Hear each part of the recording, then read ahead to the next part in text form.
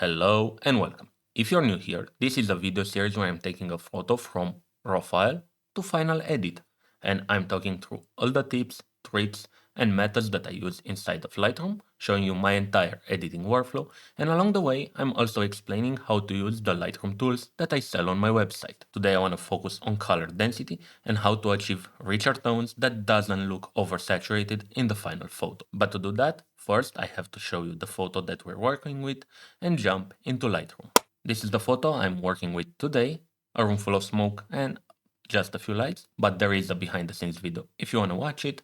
And the first thing that I did was in here, Adobe Standard instead of Adobe Color Profile.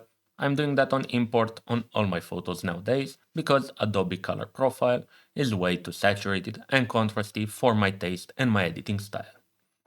In this kind of situation, the white balance really matters and can change the entire mood of the photo and affect our ability to use some of the sliders later on. And to set a proper white balance, I like to put the vibrance and saturation to 100% so I can understand what's going on in the image color-wise. And as you can see, my key light was really warm and the entire photo is a bit orangey. And this image can be edited two ways. I can either boost the warmth a bit more and get more of a monochromatic look to it, and I'm sure that would be fine, but instead I'm gonna try and balance it really well so we can go through an entire range of colors. So let's decrease the temperature, and what I'm looking for is some kind of gradient, where the highlight is kinda warm and it's going into a bit of a colder tone into the shadows. And as you can see, there is some magenta on the screen right now. And that's because on the color wheel, to get from orange to blue, you have to either go through magenta or to green. And today I'm gonna try and go through a bit of green instead, because I don't really enjoy the magenta route that much. And I'm betting on all this color transition to provide me with lots of color in my final image to create a more interesting look. And now I can set the vibrance saturation back to 0 so I can see my actual image. And now let's focus our attention on the tones in the image. I'm gonna decrease the highlights significantly because I do want a lot of details, the same way I do with my whites, and I'm gonna push the shadows up. But I'm gonna pay attention so my shadows over here don't go to more than half of the value that I have in my highlights. That's a bit of an arbitrary rule that I set for myself, but that allows me to get a more film-like look because on film we all know there are less details in the shadows than there are in the highlights and midtones. I'm also pushing the blacks up just a tiny bit to make sure that I'm not clipping over here on the histogram, even though I don't think I was in the original photo. For color, I'm gonna use a color response curve, and I have a lot of them pre-baked over here in the presets tab. I'm not gonna talk at length about how I'm getting color response curve. If you wanna learn that, there is a video up there. The main idea is that I'm using DaVinci Resolve to get curves from famous film stocks, and then I'm bringing them into Lightroom, replicating the red, green, and blue curve, similar to the color response that actual film stocks have. Now let's go through a few of them so you know how they look like. For example, this would be Kodak Vision 250D. You can see the greenish tones that remind us of that film stock. This is how Kodak 200 would look like, pretty nostalgic, nothing very special and not a lot of color. Or maybe Ektar 100, which has the specific greenish tones that Ektar does. And today I'm gonna try something a bit more exotic. I'm gonna go for Velvia film, which we know that is a bit bluish and has this greenish highlight. But I think those really fit with today's image. I'm not sure if I have Velvia on my store right now. That shows you how good of a marketer I am. But today I'm trying to show you my workflow and not to sell you my presets. And now I want to address the contrast that's lacking in this image. And to do that, I'm going to use the curves panel and I'm going to increase the highlights. Of course, with the eyedropper tool, I'm clicking on one of the brightest spots in the image and pulling upwards. And I'm also going to pull back the shadows just a bit, but I'm also increasing the exposure throughout the entire image so I get more data. Trying to pay attention at the face because I'm gonna look like a blue version of Hulk considering the light that I had in the scene, and I don't want that to happen. So let's try not to overdo it. Pull back the shadows a bit more, raise up the black point because I'm trying to emulate film after all, and this is going to be a bit faded. And now let's go for crop, I think 8 by 11, because there was quite a lot of empty space in the image. And what I'm doing is pulling back the highlights from the raw file to get as many details as possible and erasing them with the curves. This way I get bright spots, but they are not desaturated, and that helps me with color density. And color density inside of Lightroom is rather tricky. We have vibrance and saturation. We don't have subtractive saturation. And if I increase my saturation to 100%, you can see on the histogram up here that the whole thing is going slightly to the right. And that means I'm also introducing brightness along with my saturation. So instead what I'm doing is keeping the highlights and the whites pretty low in my image with a lot of details and also a lot of color. And then I'm bringing them up using the curves to get back the brightness and the contrast. Next up, to keep up with the film emulation theme, I'm gonna use some borders. For this, I'm gonna use a thin white one, and I'm gonna add my all-in-one grain preset, which does add a lot of grain if I wanted to. Of course, I'm using ISO 800 right now, and it does so by applying more grain to highlights and midtones and less in the shadow to better emulate film. And one thing that I love to do to make sure that my grain looks realistic is zoom in the photo and look at the details. If I see that, for example, hair over here is more detailed than the size of a grain particle, and I'm gonna come down here and adjust the size just to make sure that there are no details in the photo that are larger than one grain particle. Now I want to turn my attention to the amount of details in the photo. First of all, I'm going to increase the clarity overall because I want more details in this area over here where we do have some reflections on the clouds. And also I'm going to come in here and create a brush mask, and I'm going to brush just that area. I'm enabling the overlay so you can see what I'm brushing on. I'm intersecting this with the select subject so it doesn't affect the background. And what I want is to increase the amount of highlights by dragging on the curves right here. But first I have to make sure that I pin my midtones down so they don't blow out as well. And let's toggle it on and off. Maybe a bit more. The idea is to increase the amount of highlights that we have so my shape stands out a bit more.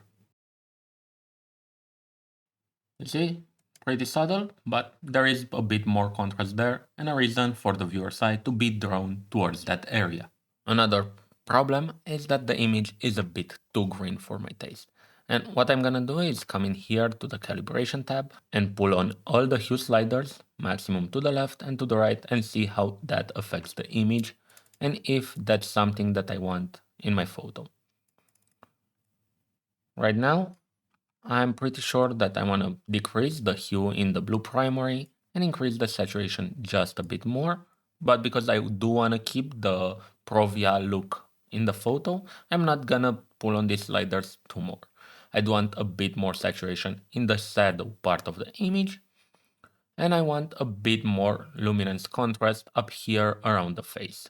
And to get more saturation on the outside part of the image, there are a million ways to do it. One way would be to come in here on the saturation SSL and drag on the blues and the greens upwards.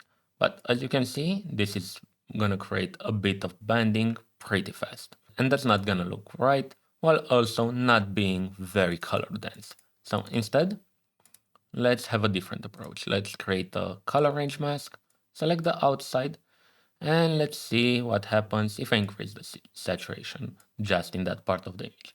Again, I'm increasing the saturation on the blue. This part over here around my head is very saturated, but you can easily see that over here I have a zone where there isn't much saturation. And again, not enough richness and uneven gradients. So let's reset one more time. Instead of playing with saturation, I'm going to create a color range mask. I'm going to select the highlights, which are already saturated.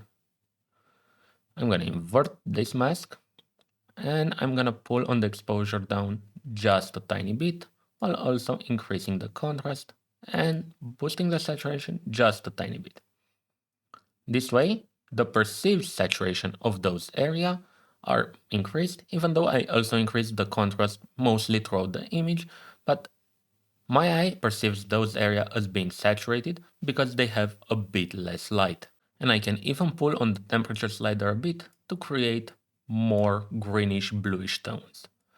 I want to pay attention that I don't change the tone too much, but I do want them to be a bit colder. And at the same time, I feel that the orange tones in the image are a bit too saturated, so I'm gonna use the HSL this time and just slightly drag them down a bit while increasing the luminance in the same area. This way I get even more contrast around the face and the light is perceived to actually be bright because it's less saturated. Overall, I do like how this edit is coming together.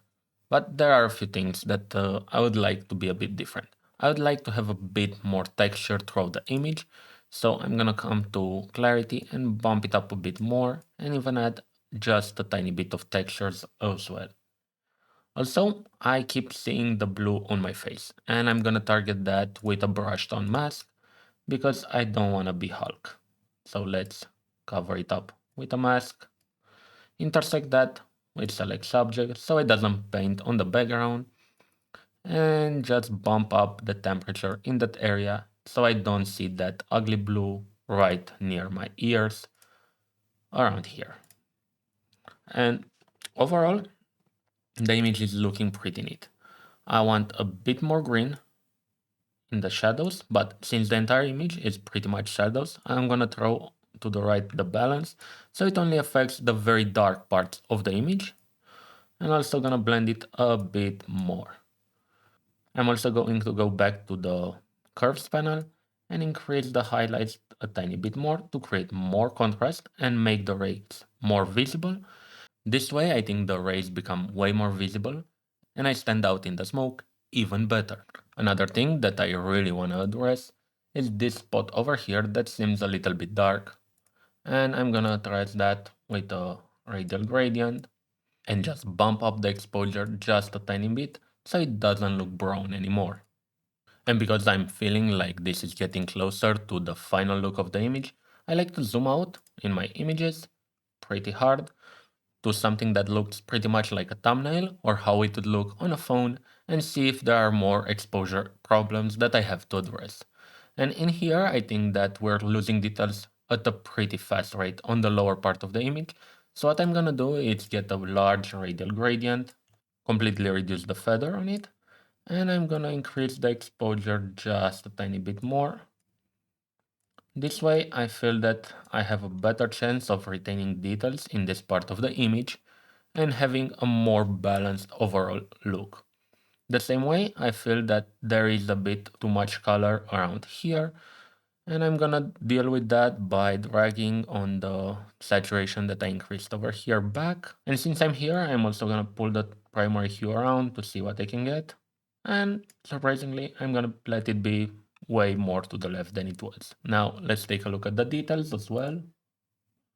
The grain seems to be a bit smaller than the details, and that's fine, but I think I can get away with a bit larger grain particles. A little bit like that, end up with a value of 35. And I think that's pretty much the look for today. I'm gonna turn off the studio light, adjust a few more things just to make sure that it looks good. And that was the entire edit for today. I hope you liked the video and that you learned something along the way. And once again, here is the image I started with, and this is my final edit inspired by Provia film tones. And I'm pretty sure some of you are wondering how would this image look like if I went the warm tone route. And I did as well. So here are both versions on the screen right now. For the warm one, I actually used Kodak 2383 Color Response Curve, but that's another story for another time. Let me know in the comments below which one is your favorite, and I really hope that you learned something from today's video. If you did, make sure to share this video with another photographer friend, and I'll see you in the next video.